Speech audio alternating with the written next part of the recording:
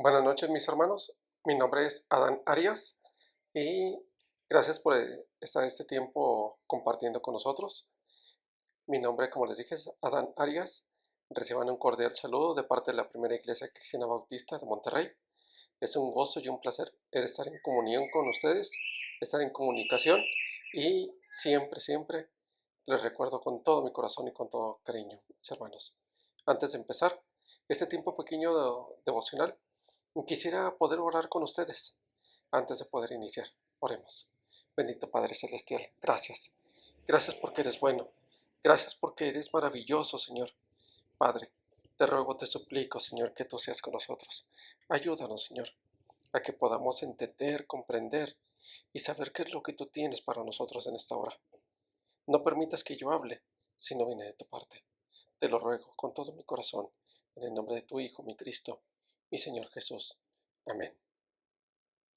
Mis hermanos, quiero llevarles a través de este tiempo, a través de la lectura, de lo que vamos a estar leyendo, es exactamente Segunda de Samuel, capítulo número 6, y voy a leer nada más algunos versículos aislados, pero quiero que por favor presten mucha atención a lo que es el capítulo completo. ¿Por qué? Porque esto va a definir de lo que vamos a estar hablando en esta hora. Pero más allá de ello, quiero que podamos poner atención especial en este capítulo. ¿Por qué? Porque es un capítulo que es un tanto controversial, un tanto difícil de entender, pero quiero que lo vayamos, por así decirlo, desenvolviendo poco a poco.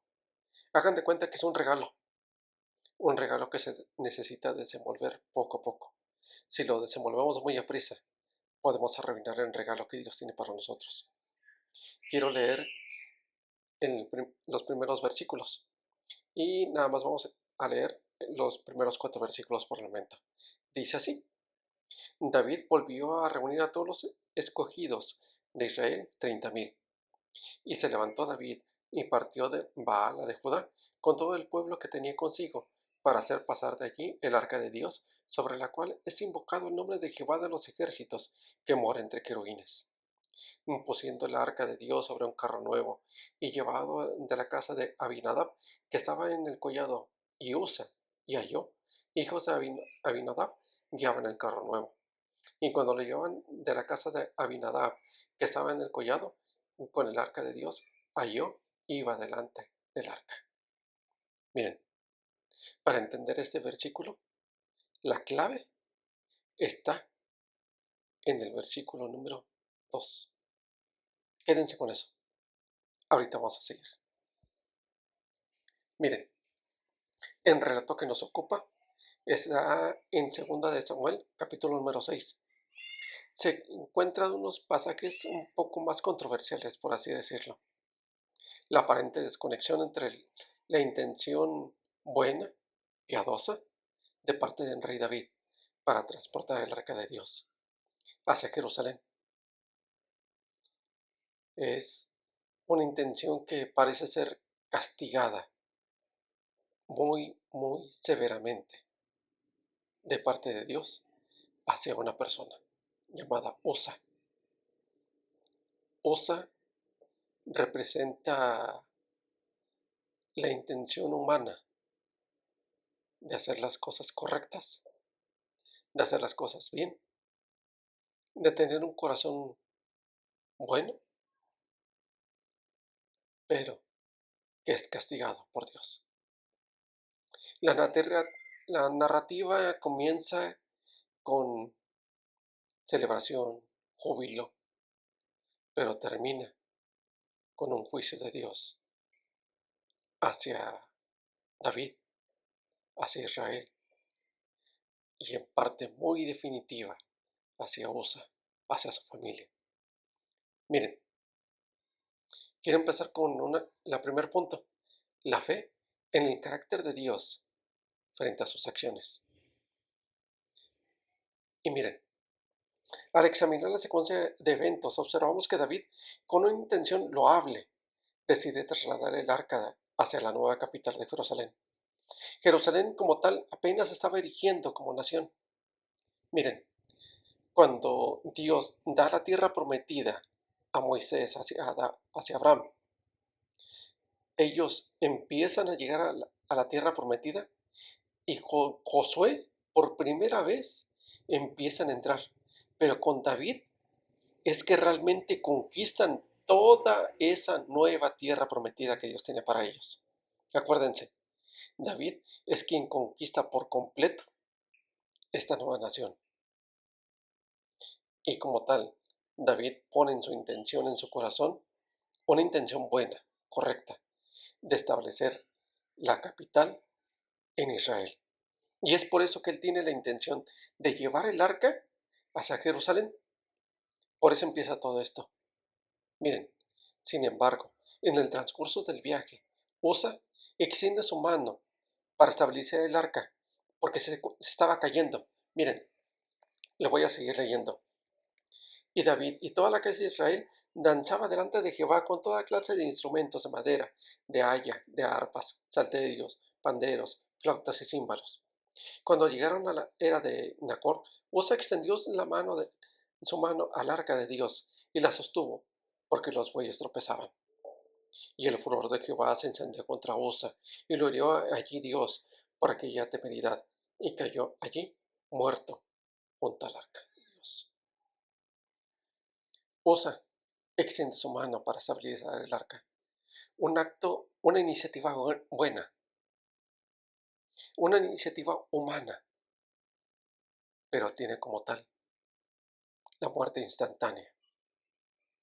Este suceso nos confronta ante una dicotomía fundamental entre la vida cristiana, entre nuestra fe, nuestros actos, nuestras intenciones, nuestros sentimientos. Y este acto de Dios muchas veces, y lo que Dios hace muchas veces, no va a tener sentido. Nos va a dejar perplejos ante los actos de Dios, actos que no entendemos. Y muchos de nosotros podemos decir, ¿sabes qué? Sí, no entiendo lo que Dios está haciendo. Nuestra fe puede permanecer fundada entre lo que sentimos, entre lo que hacemos o entre lo que Dios es. Y aquí una pregunta para ti, para mí. ¿En qué está fundamentada nuestra fe? ¿En lo que nosotros creemos? ¿Entre nuestros sentimientos o en lo que Dios es? Miren, la Escritura nos insta a recordar que nuestros pensamientos no son los de Dios, porque sus caminos no son los nuestros, nuestros sentimientos no son los de Dios. Miren, la fe se construye cuando no podemos ver lo que Dios está haciendo. Y quiero que tú te preguntes el día de hoy, ¿en qué está basada tu fe? ¿En lo que sientes? ¿En lo que piensas? ¿O en lo que Dios dice? ¿En lo que Dios es? Miren, les invito, y yo también me invito el día de hoy, a que mi fe permanezca fundada en lo que Dios es. Porque Habacuc nos va a recordar en el capítulo 2, verso 4, que el justo por la fe vivirá. Y nuestra fe debe estar basada en lo que Dios dice, en lo que Dios hace, no en lo que pensamos, no es lo que sentimos, sino lo que Dios es. Ahora, la segunda cosa, la santidad de Dios y la diferencia entre su pueblo. Para el creyente moderno, para el creyente contemporáneo, acostumbrados a al libre acceso a Dios a través de la sangre de Cristo Jesús, es difícil entender esta estricta limitación entre lo sagrado y lo profano. ¿Por qué lo digo así?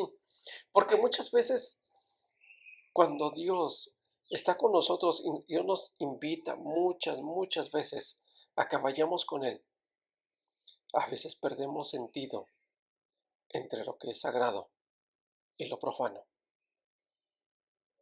En el Antiguo Testamento estaba más marcado, estaba más delimitado, pero cuando Cristo Jesús murió en la cruz para que tuviéramos libre acceso tú y yo, ese libre acceso que tenemos las 24 horas del día, los 7 días de la semana, los 365 días del año, a veces perdemos la noción de a quién nos acercamos. Desde la expulsión del Edén, donde la comunión directa fue quebrantada, hasta las instrucciones directas dadas a Moisés en Éxodo capítulo 25, Dios fue quien establece progresivamente sus términos, sus condiciones. Y el incidente con Usa debe entenderse en este contexto, en el contexto del Antiguo Testamento, donde Dios estaba cimentando los fundamentos sobre los cuales la nación de Israel se iría estableciendo, enseñándoles dos principios esenciales. Primero, que Él, es decir, Dios, va a establecer los lineamientos por los cuales tú y yo nos vamos a acercar a Dios. ¿Por qué es importante decir esto? Porque no todos los caminos llevan hacia Dios. Y a ti, amigo que me escuchas, hermano, amigo, el único camino para acercarse a Dios es a través de Cristo Jesús. Porque no hay ningún otro nombre dado a los hombres por el cual nosotros podemos ser salvos. Solamente a través de Cristo Jesús. La segunda cosa, que Dios va a establecer quién se ha de acercar a Él. ¿Y esto por qué lo digo? Porque si tú te quieres acercar a Dios, si te quieres acercar realmente a Él, es a través de Cristo Jesús. No hay otra forma, no hay otra manera. No hay ninguna religión, no hay ninguna denominación, no hay nadie que te pueda decir solamente a través de este grupo, o solamente a través de esta denominación, o solamente a través de esta hora, a través de este ritual, a través de este método. No. La única forma en la cual tú y yo nos podemos acercar a Dios es a través de Cristo Jesús. Nada más. Y créeme, Dios está más interesado en tu carácter que en tu comodidad. ¿Esto por qué lo digo? Porque muchas veces el ser humano siempre va a buscar la comodidad, siempre la va a buscar y va a preferir estar cómodo a hacer las cosas correctas. Miren, la ocurrencia de David de llevar el arca de Dios en un carro nuevo es tomada de Primera de Samuel 6, de los versículos 7 al 8. Sorprendentemente David imitó el método pagano de llevar el arca de Dios en un carro nuevo, tirado por bueyes, totalmente en contra de lo que Dios había establecido, de cómo se debería de ser transportada el arca. Y Dios nos recuerda otra vez, no se conformen en este siglo, sino sean transformados por medio de la renovación de vuestro entendimiento, a través del cual nosotros comprobaremos la buena voluntad de Dios, buena, agradable y perfecta. Miren, iglesia, hermanos, si nosotros nos vamos a acercar a Dios, no copiemos los modelos del mundo, no copiemos los métodos de allá afuera. No porque afuera dé resultado un negocio, una estrategia, un método, quiere decir que va a tener resultado dentro de la iglesia. No porque alguna iglesia o denominación haya tenido resultado, quiere decir que la iglesia de Cristo Jesús va a tener resultado imitando eso mismo dentro de las puertas de su propia iglesia. Porque quien valida los métodos, las formas, las maneras, es la escritura misma, no una estrategia de negocio. Si la iglesia de Cristo ha de crecer, va a ser a través de su propia palabra, no a través de un modelo o de una forma que a alguien se le haya ocurrido. Como tercer cosa, mis hermanos, el reino de Dios se establece sobre su palabra. El error fundamental de David no fue su entusiasmo, sino su negligencia en no consultar la palabra de Dios.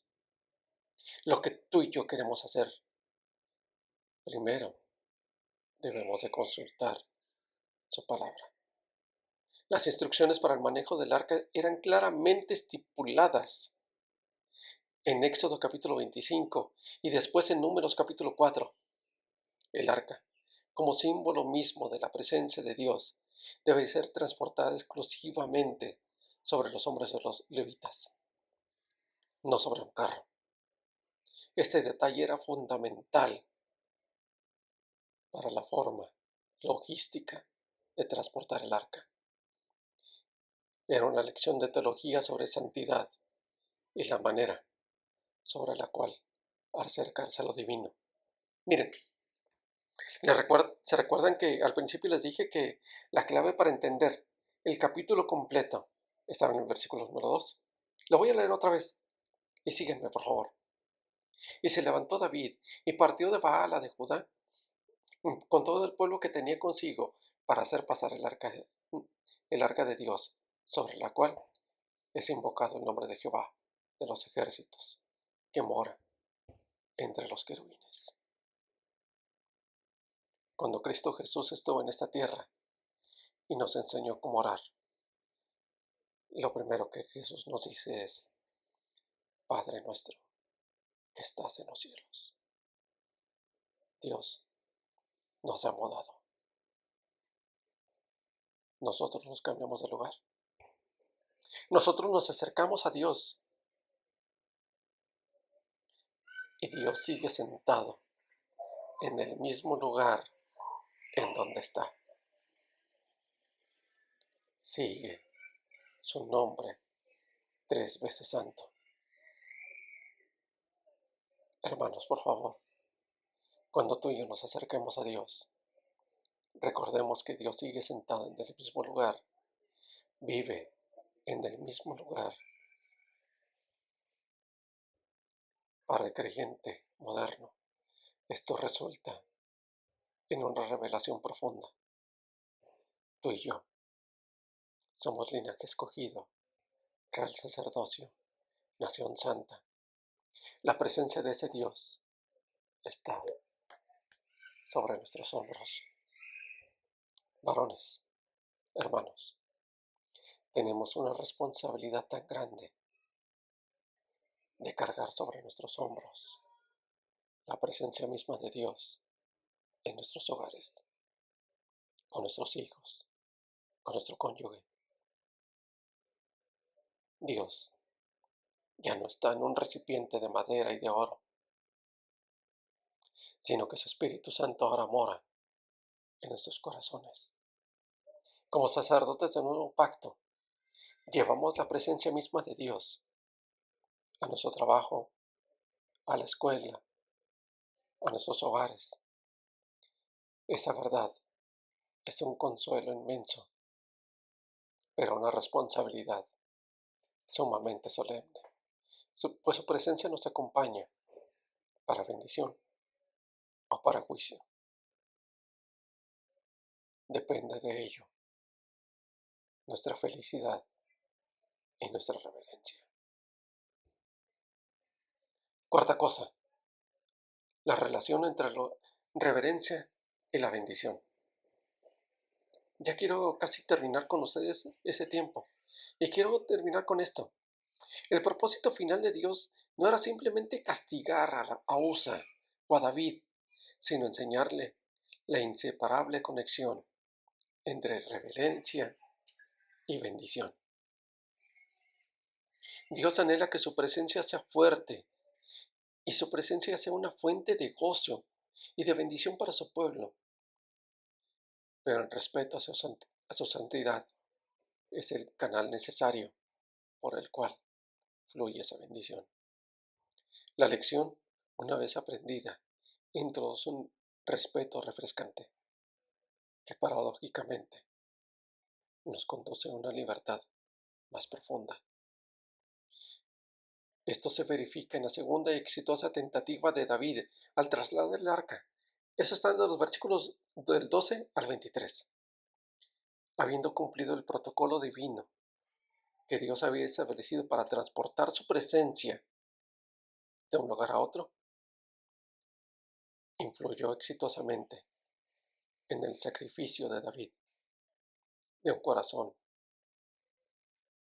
más reverente hacia quien se acercaba, y marcó una libertad total para David, porque David danzaba, brincaba de gusto al tener la presencia de Dios, sobre la cual Jehová mora. El Salmo número 30 nos muestra esa verdad perdurable.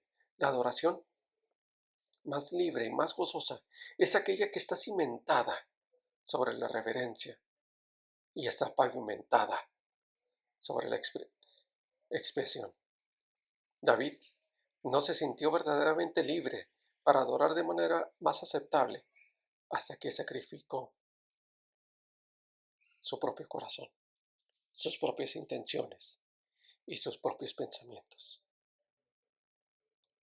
Y tan fue así que él dijo, no, no va a ser a mi manera, no va a ser a la manera que yo pienso, va a ser en la manera en la cual está escrito. A la luz de este pasaje, se hace evidente que Dios desea que nuestro acercamiento, pero siempre en los términos de santidad, en los términos de honor que Él merece. No debemos imitar los métodos de adoración del mundo. No, la adoración es algo que nosotros damos a Dios, que le estamos dando a Dios. Y lo que Él merece es una adoración en espíritu y en verdad. No una adoración que imita la cultura del mundo. La gloriosa verdad del nuevo pacto es que Dios descansa ahora sobre los hombros tuyos y míos, pues tú y yo somos ese real sacerdocio, esa nación santa. Nosotros debemos tener siempre presente que al acercarnos a Dios no lo hacemos solo en un lugar de reunión en específico, sino en todo lugar, en todo momento. Y en eso consiste una verdadera adoración. Que esta realidad nos inspire a nosotros a tener una vida de reverencia y a tener siempre presente aquí nos acercamos. No nos acercamos a cualquiera, nos acercamos a un Dios 3 veces santo, a un Dios que aún mora en medio de querubines.